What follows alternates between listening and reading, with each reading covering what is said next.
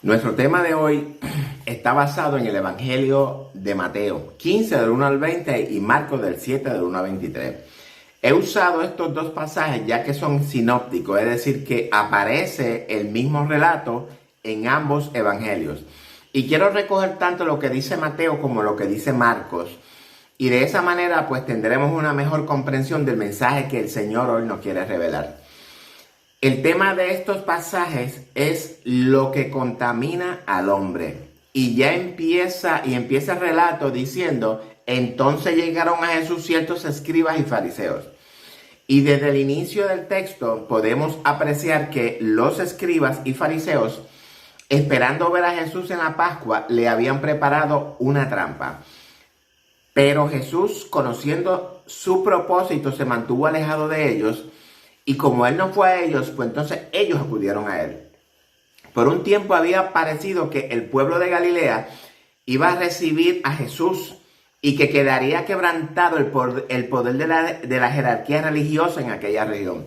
Ahora bien, si recordamos la misión de los 12, la cual es indicadora de la extensión de la obra de Cristo, al poner a los discípulos en conflicto más directo con los rabinos, esta misión había excitado de nuevo los celos de los dirigentes de Jerusalén. Estos mismos rabinos habían enviado espías a Capernaum durante el inicio del ministerio de Cristo, donde trataron de acusarle de que violaba el sábado. Y aunque no lograron sus propósitos en esa ocasión, los rabinos estaban resueltos a llevarlos a cabo. Y nuevamente enviaron otra delegación para vigilar los movimientos de Cristo a ver si encontraba alguna falta para acusarlo. Los encontronazos de Jesús con ellos era por causa de todos los preceptos y los dogmas tradicionales que recargaban la ley. Todos estos preceptos y dogmas eran supuestamente para mantener la observancia de la ley. Pero ¿cuál era el problema, hermanos? Que estos líderes judíos habían puesto estos preceptos y dogmas sobre la ley, es decir, que eran considerados como más sagrados que la ley misma. Ahora bien, estos líderes judíos, al darle preferencia a estos preceptos y dogmas, estaban contradiciendo los mandamientos de Dios que le fue dado en el Sinaí. Y aunque ustedes no lo crean, hermanos, hoy sucede lo mismo en el pueblo de Dios. Le estamos dando tanta validez a las tradiciones que sin percatarnos estamos invalidando los mandamientos de Dios. Y ojo con esto. Jesús dijo que si le amamos, que guardemos sus mandamientos. No dijo que guardáramos los preceptos, reglamentos y dogmas de hombre. Que guardemos sus mandamientos. Ahora bien, no quiero que me malentiendan. Todas nuestras congregaciones tienen unos reglamentos con el propósito de guardar un orden en la congregación. Esos reglamentos debemos de respetarlos y guardarlos por nuestro propio bien y por el bien de nuestros hermanos. Por otra parte, hay congregaciones que han integrado preceptos y dogmas en sus enseñanzas. Y quiero dar un ejemplo sencillo. Y no quiero que me malentiendan tampoco. No estoy criticando esos dogmas, sino más bien quiero como traerlos a la luz de la Escritura. El bigote en los hombres. El bigote es permitido en la mayoría de las congregaciones. En muy pocas es prohibido. Sin embargo, el bigote es permitido, pero no el candado. Y la pregunta es, ¿cuál es el problema? ¿El pelo o el lugar del pelo? Pero esto se lo voy a dejar para su análisis. Dice el libro de los Hebreos que obedezcamos a nuestros pastores y nos sujetemos a ellos. Ahora bien, continúa el texto diciendo, porque ellos velan por nuestras almas como quienes han de dar cuenta. Y nos manda a obedecerlo con alegría y no quejándonos. Pero, siempre hay un pero. Pero nos preguntamos, ¿todos los pastores velan por nuestras almas? ¿A qué se refiere Hebreos?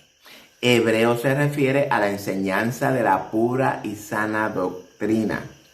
Cuando un pastor o líder me exige que no debo de usar el pelo más abajo de los bigotes, inclusive nos prohíbe participar del culto a Dios, tenemos problemas. Porque eso no es parte de la doctrina del Evangelio. No quiero decir que vamos a asistir al templo, al culto como nos dé la gana. Tampoco es de esa manera. Pablo y Pedro nos enseñan todas estas cosas referentes a lo decoroso, tanto en el hombre como en la mujer. Entre las observancias que con más rigor se imponían, estaba la de la purificación ceremonial. El descuido de las formas que debían observarse antes de comer era considerado como pecado aborrecible, que debía de ser castigada tanto en este mundo como en el venidero, y se tenía por virtud el destruir al transgresor. Fíjense hasta qué punto llegaba el no obedecer estos reglamentos humanos. Las reglas acerca de la purificación eran innumerables, mis queridos hermanos. Y créanmelo, la vida entera no habría bastado para aprenderlas todas. La vida de los que trataban de observar los requerimientos rabínicos enfrentaba una larga lucha contra la contaminación ceremonial, un sinfín de lavacros y purificaciones.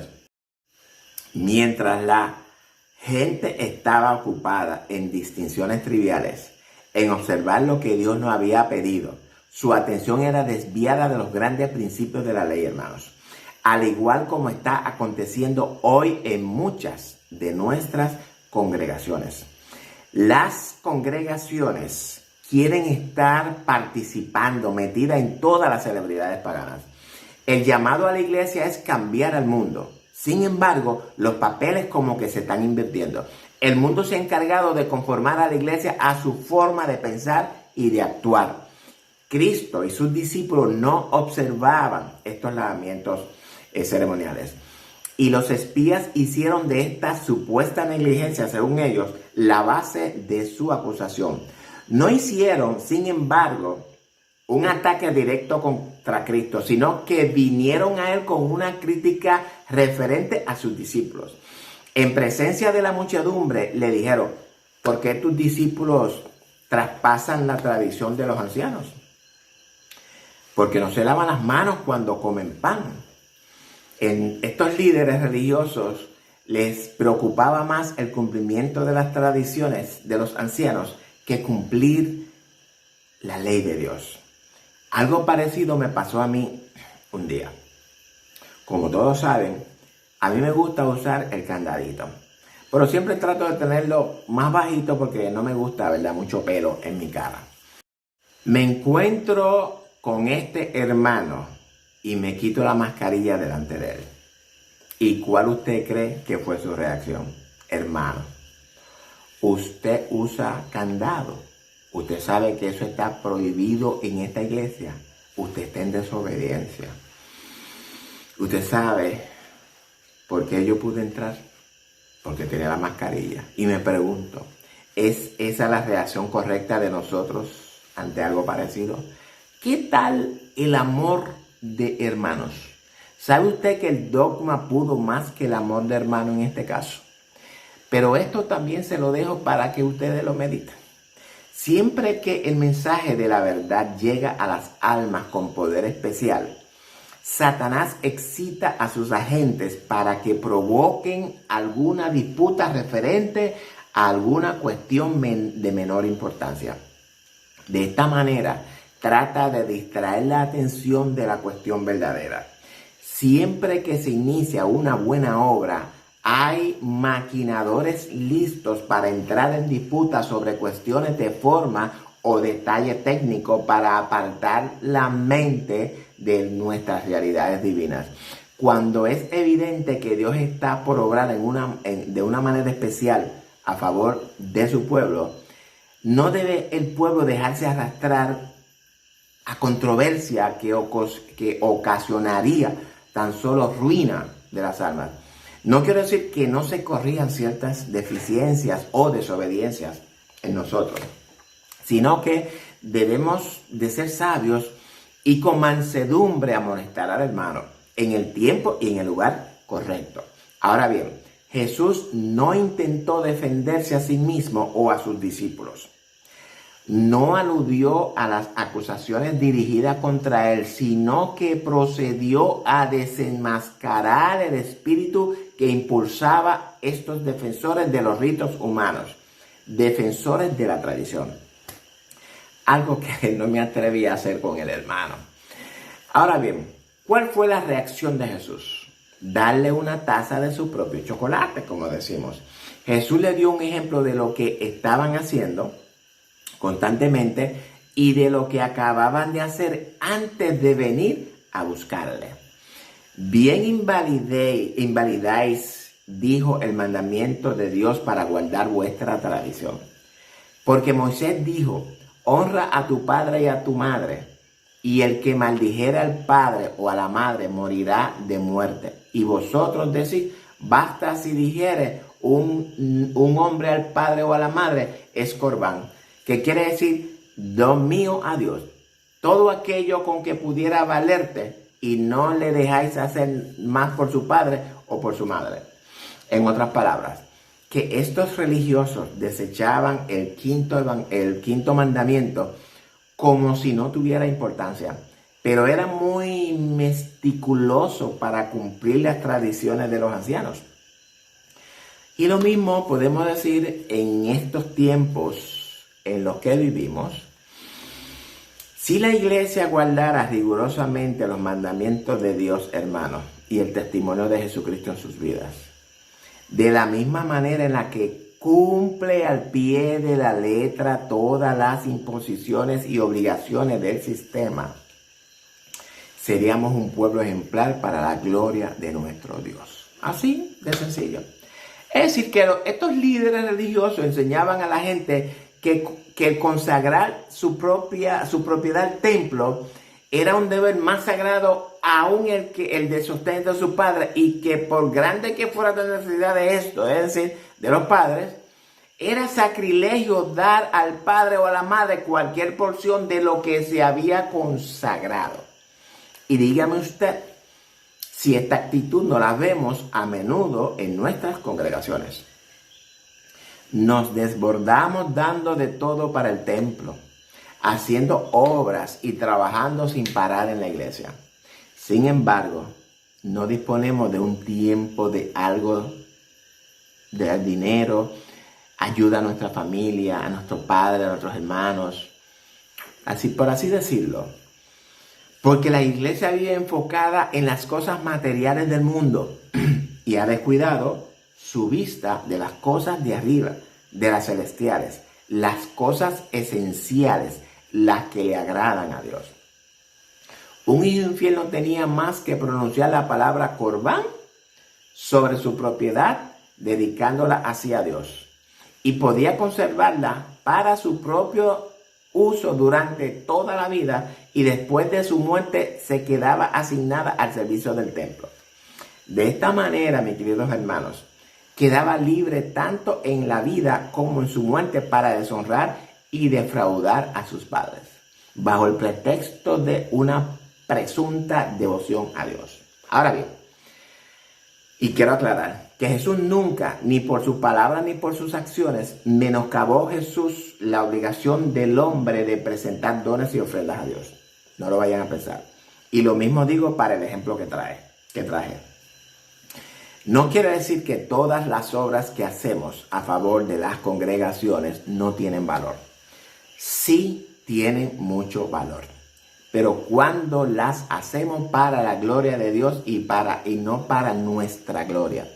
Cristo fue quien dio todas las indicaciones de la ley acerca de los diezmos y las ofrendas.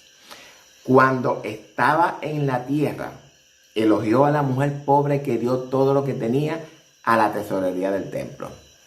Pero el celo por Dios que aparentaban los sacerdotes y rabinos era un simulacro que cubría su deseo de ensalzamiento propio. El pueblo era engañado por ellos, por los líderes religiosos. Y hoy la iglesia debe de abrir bien los ojos también para que no nos dejemos engañar por algunos, ¿verdad? No todos de nuestros líderes religiosos. Esto les hacía llevar pesadas cargas que Dios no le había impuesto. Aún los discípulos de Cristo no estaban completamente libres del yugo de los prejuicios heredados y la autoridad rabínica. Ahora, revelando el verdadero espíritu de los rabinos, Jesús trató de libertar de la servidumbre de la tradición a todo lo que deseaban realmente servir a Dios. Hermanos, Dios no quiere que le sirvamos en esclavitud. Dios nos hizo libres para que le sirvamos en esa libertad con la cual nos ha hecho libres. Hipócrita, dijo, dirigiéndose a los astutos espías, bien profetizó de vosotros Isaías diciendo, este pueblo de labios me honra, mas su corazón lejos está de mí, mas en vano me honran, enseñando doctrinas y mandamientos de hombres. Y las palabras de Cristo eran una requisitoria contra el farisaísmo. Él declaró que al ellos poner sus requerimientos por encima de los principios divinos, los rabinos se ensalzaban más que el mismo Dios. Y mis amados líderes, escuchen bien las palabras de Jesús. Y al escuchar las palabras de Cristo, estos enviados de Jerusalén se quedaron llenos de ira. No pudieron acusar a Cristo como violador de la ley dada en el Sinaí porque hablaba como quien la defendía contra sus tradiciones. Y yo sé que muchos se han molestado conmigo cuando enseño en contra de todas las tradiciones que la iglesia ha permitido infiltrar en las congregaciones. Y les exhorto a recapacitar y a meditar en todas estas actividades paganas que celebramos en nuestras congregaciones, hermanos. Los grandes preceptos de la ley que Dios había ordenado al pueblo se destacaban en sorprendente contraste frente a las mezquinas reglas de los hombres o que los hombres habían ideado. A la multitud y más tarde con mayor plenitud a sus discípulos, Jesús explicó que la contaminación no proviene de afuera, sino de adentro. Es decir, del corazón. La pureza, la impureza y la pureza refieren al alma. Es la mala acción, es la mala palabra, es el mal pensamiento, la transgresión de la ley de Dios. Y no la negligencia de las ceremonias externas ordenadas por los hombres es lo que contamina al hombre. Los discípulos notaron la ira de los espías al ver desenmascarada su falsa enseñanza. Vieron sus miradas airadas y oyeron las palabras de descontento y venganza que murmuraban. Olvidándose ellos de cuán a menudo Cristo había dado prueba de que leía el corazón como un libro abierto. Dios lo sabe todo. Y le hablaron a Jesús del efecto de sus palabras, esperando que Él conciliase a los magistrados. Le dijeron a Jesús, ¿sabes que los fariseos oyendo esta palabra se ofendieron? ¿Cuál fue la respuesta de Jesús? Toda planta que no plantó mi Padre Celestial será desarraigada. Las costumbres y tradiciones tan altamente apreciadas por los rabinos eran de este mundo, no del cielo. Por grande que fuese su autoridad sobre la gente, no podían soportar la prueba de Dios.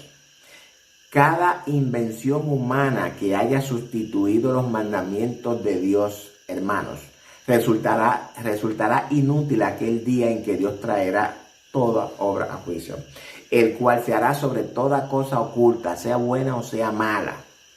La sustitución de los mandamientos de Dios por los preceptos de los hombres no ha cesado todavía. Aún entre nuestras iglesias cristianas se encuentran instituciones y costumbres que no tienen mayor fundamento que la tradición de los padres. Tales instituciones, al descansar sobre la sola autoridad humana, han suplantado a las de la creación divina. Los hombres se aferran a sus tradiciones, reverencian sus costumbres y alimentan odio contra aquellos que tratan de mostrarle su error. Y yo se lo digo por experiencia propia. En esta época, mis amados hermanos, cuando se nos pide que llamemos la atención a los mandamientos de Dios y la fe de Jesús, vemos la misma enemistad potestad que se manifestó en los días de Cristo. Y esto es lo que nos dice Apocalipsis 12:17, que el dragón fue airado contra la mujer y fue a hacer guerra contra los otros de la simiente de ella, los cuales guardan los mandamientos de Dios y tienen el testimonio de Jesucristo en sus vidas. Pero toda planta que no plantó mi Padre Celestial será ¿qué? Desarraigada. En lugar de la autoridad de los llamados padres de la iglesia, los cuales han trastornado la doctrina pura de Dios, Jesús nos invita a aceptar la palabra del Padre eterno, el Señor de los cielos, el de la tierra. En ella sola se encuentra la verdad sin mezcla de error. David dijo, más que todos mis enseñadores he entendido, porque tus testimonios son mi meditación. Más que los viejos he entendido, porque he guardado tus mandamientos. Me encanta ese Salmo 119. Todos aquellos que aceptan la autoridad humana, las costumbres tradicionalistas de la iglesia o las tradiciones de los padres, presten atención a la amonestación que encierran las palabras de Cristo. En vano me honran, enseñando doctrinas y mandamientos de hombres. Y yo invito nuevamente a la iglesia del último tiempo. Cristo está a la puerta y llama. Él está tocando la puerta para que le abras. Ya es tiempo de recapacitar, de mirar atrás y ver por las sendas antiguas y seguirlas, como nos dice la Biblia. No nos dejemos conformar a este siglo malo. Somos luz en medio de las tinieblas, hermanos. Permitámosle a esa luz que alumbre a la humanidad que vive en esta oscuridad. Y no que la oscuridad nos nuble y no podamos ver tampoco nosotros la luz. Pidámosle al Señor que alumbre los ojos de nuestro entendimiento, que nos dé la sabiduría espiritual, el discernimiento, para que podamos entender el propósito de nuestro llamamiento y para que podamos entender las riquezas de la herencia que el Señor nos tiene guardada en su reino para usted y para mí. No descuidemos una salvación tan grande, mis amados. Si seguimos viviendo con este desenfoque espiritual, terminaremos enfrentando la ira de Dios. Y posiblemente vamos a perder el reino. Aprendamos a vivir crucificado para el mundo y que el mundo crucificado para nosotros también. Y le voy a dejar un texto para su meditación. Gálatas 2:20. Con Cristo estoy juntamente crucificado. Ya no vivo yo, mas ahora vive Cristo en mí. Y lo que ahora vivo en la carne, lo vivo por la fe en aquel que me amó. Dios le bendiga. Los amo en el amor de Jesucristo.